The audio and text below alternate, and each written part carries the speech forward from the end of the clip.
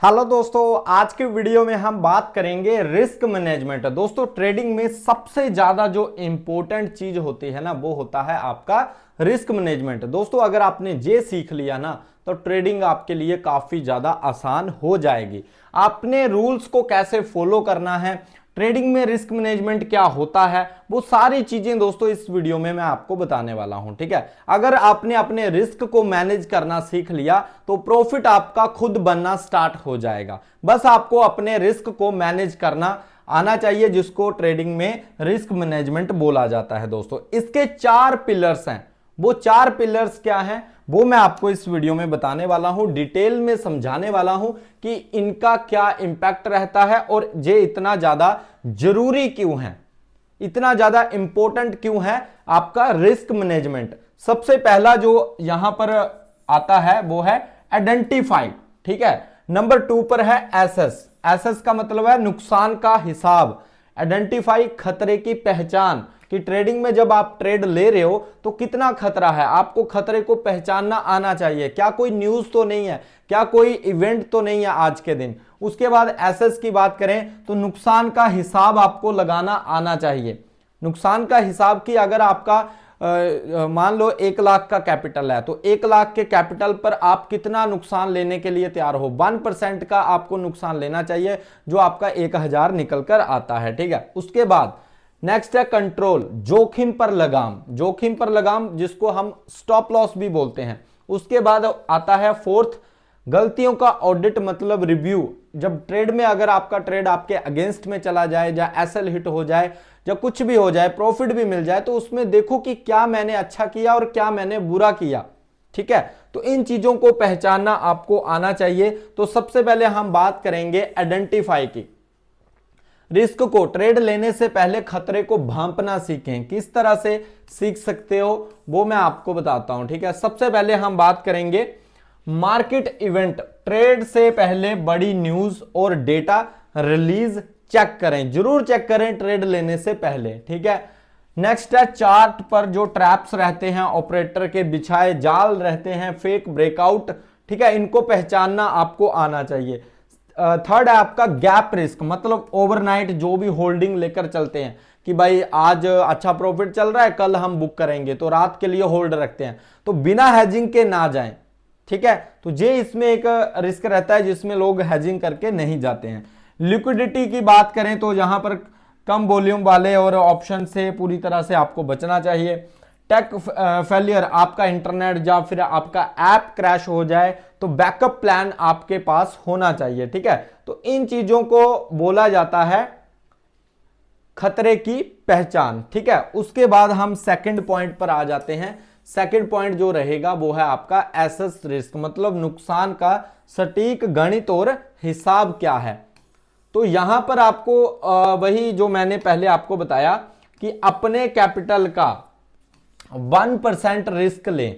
अपने कैपिटल का मतलब आपका जो कैपिटल है, मतलब 1 लाख का है, तो आपका जो 1% रिस्क होना चाहिए वो 1000 होना चाहिए। ठीक है, तो इस तरह से है। और अगर आपका 5% का रिस्क है तो आपका 5000 रिस्क, पर 1% का आपको रिस्क लेना चाहिए। सेकंड है आपका आरआर।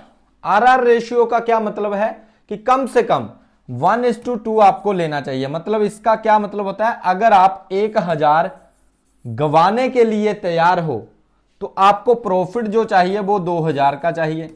ठीक है, तो इसको यही बोलते हैं। ठीक है, नेक्स्ट है मैक्सिमम डेली लॉस, मतलब दिन का एक मैक्सिमम लॉस फिक्स करें कि भाई अगर मेरा डेली का 2000 लेने का रिस्क है तो मैं इससे ऊपर नहीं जा सकता। ठीक है, इससे ऊपर मैं नहीं जा सकता, तो मैक्सिमम अपना लॉस तय करें कि भाई इससे ज्यादा लॉस अगर हो जाएगा ना एक दिन में तो मैं फिर बंद कर दूंगा, फिर मैं अपना लैपटॉप या मोबाइल आप जिस पर भी ट्रेड करते हो उसको बंद कर दूंगा। तो मैक्सिमम अपने दिन का एक लॉस लिमिट तय करो कि इतने लॉस के बाद मैं निकलने वाला हूं या निकल जाऊंगा। ठीक है, तो इसको बोलते हैं यहां पर रिस्क का हिसाब। नेक्स्ट है यहां पर आपका कंट्रोल रिस्क, मतलब लाइव मार्केट में खुद को काबू में रखना। किस तरह से, जैसे मान लो यहां पर मैं आपको एग्जाम्पल के साथ समझाता हूं कि रिस्क पर कैसे आपको लगाम लगानी है। तो सबसे पहले आपको यहां पर देखना है हार्ड एसएल। हार्ड एसएल का क्या मतलब है? ट्रेड लेते ही सिस्टम में एसएल ऑर्डर पंच करें। ये सबसे पहला आपका रूल होना चाहिए। मेरे हिसाब से तो सबसे इंपॉर्टेंट रूल है कि जब भी आप ट्रेड लेते हो तो सबसे पहले आपको एसएल के बारे में सोचना है कि मेरा स्टॉप लॉस क्या होगा। अगर आप स्टॉप लॉस को लगाते हो तो काफी आपका जो बड़ा लॉस है, जो आपका कैपिटल पर खतरा है, वो खत्म हो जाता है कि जहां पर आप स्टॉप लॉस लगाओगे आपका उतना ही लॉस जाएगा अगर आपके अगेंस्ट में ट्रेड जाता है। रिवेंज लॉस होने पर बदला लेने की ट्रेड ना करें। भाई कई बार क्या होता है कि हमारा स्टॉप लॉस हिट हो जाता है। मान लो हमने 1000 रुपए का रिस्क रखा और 1000 रुपए मार्केट ने टैप किया और हमें हजार रुपए का लॉस हो गया। उसके बाद रिवेंज में आपको उसको 2000 नहीं करना है। एक दिन अगर आपका 1000 का रिस्क चला गया, मैक्सिमम लिमिट आपकी 2000 की है, एक ट्रेड ले सकते हो, पर आपको 3 4 5 ट्रेड नहीं लेने हैं जिससे आपका रिस्क, आपकी मैक्सिमम जो लिमिट थी वो 2000 लॉस लेने की थी, आपने पहुंचा दिया 5000 10,000। ठीक है, तो ये सबसे बड़ी गलती है। ट्रेडिंग मुनाफा होने पर एसएल को आगे बढ़ाएं। ठीक है, मतलब जैसे जैसे आपका प्रॉफिट आ रहा है उसी तरह से एसएल को कम करते जाएं। ठीक है, डिसिप्लिन, बिना सेटअप के ट्रेड बिल्कुल ना करें। ये आप ध्यान रखना, जब तक आपका सेटअप ना बने तब तक ट्रेड आपको नहीं करना चाहिए। ठीक है, एंटी ओटी दिन में ट्रेड की संख्या को बिल्कुल सीमित रखें। तो ये चीजें हैं जो काफी ज्यादा इंपॉर्टेंट है दोस्तों इस मार्केट में, जिनको आपको सीखना चाहिए अगर आप यहां पर ट्रेडिंग कर रहे हो और अगर आपको ये सब पता नहीं है। ठीक है, नेक्स्ट अगर हम बात करें रिव्यू कंट्रोल, अपनी गलतियों का पोस्टमार्टम करें। पोस्टमार्टम का मतलब है हर एक गलती को देखें कि क्या क्या मैं यहां पर गलतियां कर रहा हूं, क्या क्या इससे मुझे जो है आने वाले टाइम में दिक्कतें हो सकती हैं।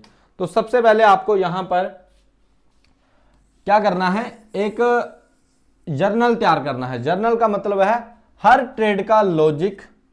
ठीक है, एक्सेल में लिखें, कॉपी पेन जो भी आपके पास सुविधा उपलब्ध है उसमें आपको लिखना है। डेटा, अपने ट्रेड लेने का डेटा सारा का सारा आपको लिखना है।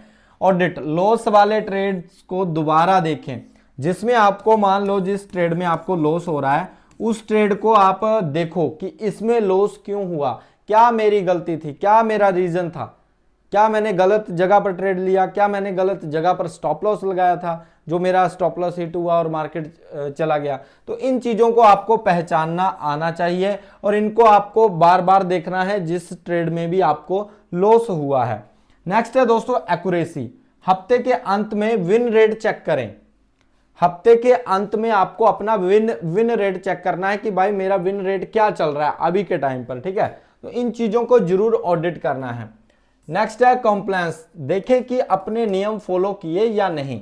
मतलब जो आपने रूल्स बनाए हैं, जो आपने सिस्टम बनाया है, तो उसको देखें कि आपने उन रूल्स को फॉलो किया है पूरी तरह से या नहीं किया है। ठीक है, कर्व, इक्विटी कर्व की ग्रोथ रेगुलरली मॉनिटर करें। तो ये सारी चीजें आपको पता होना चाहिए। ठीक है, जब तक आप ट्रेडिंग जर्नल नहीं बनाओगे तब तक दोस्तों आपका सुधार नहीं होगा। तो इसका आप थोड़ा जरूर ध्यान रखें। आपको ये सारी चीजें लिखनी है, मॉनिटर करनी है, क्या क्या मैं कर रहा हूं, लॉस वाले ट्रेड कितने हैं, क्यों हो रहा है, क्या वजह थी, क्या मुझसे गलती हुई, इन सबको लिखना है, देखना है, समझना है, तब जाकर आपको काफी ज्यादा सुधार नजर आएगा दोस्तों। ठीक है, तो ये चीजें आपको ध्यान में रखनी है। तो रिस्क बनाम रिवॉर्ड का गणित कुछ इस तरह से रहता है, आप यहां पर देख सकते हो। 1:1 में 50% का विन रेट चाहिए आपको, 50% का विन रेट जरूरी है। अगर आप 1:2 ले रहे हो तो 33% का विन रेट जरूरी है, और अगर 1:3 ले रहे हो तो 25% का विन रेट जरूरी है। अगर आपका रिस्क एंड रिवॉर्ड 1:2 है तो 3 में से 2 बार गलत होकर भी लॉस में नहीं रहोगे। समझ रहे हो मेरी बात? अगर आपका रिस्क एंड रिवॉर्ड ये है कि मतलब आप 1000 रुपए का रिस्क ले रहे हो, 2000 का आप प्रॉफिट ले रहे हो, तो अगर आप तीन में से 2 बार भी गलत हो जाते हो, 3 ट्रेड लेते हो और 3 में से 2 बार आप गलत हो जाते हो, तो आपके गए कितने 2000, क्योंकि 1000 रुपए का आप रिस्क ले रहे थे। पर आप तीसरी बार अगर सही हो गए तो लॉस में नहीं रहोगे, इतना तय है, अगर आप जे वाला फॉलो करके चलते हो। ठीक है, और ज्यादातर ट्रेडर्स को यही बढ़िया से फॉलो करना चाहिए, इसकी काफी बढ़िया रिजल्ट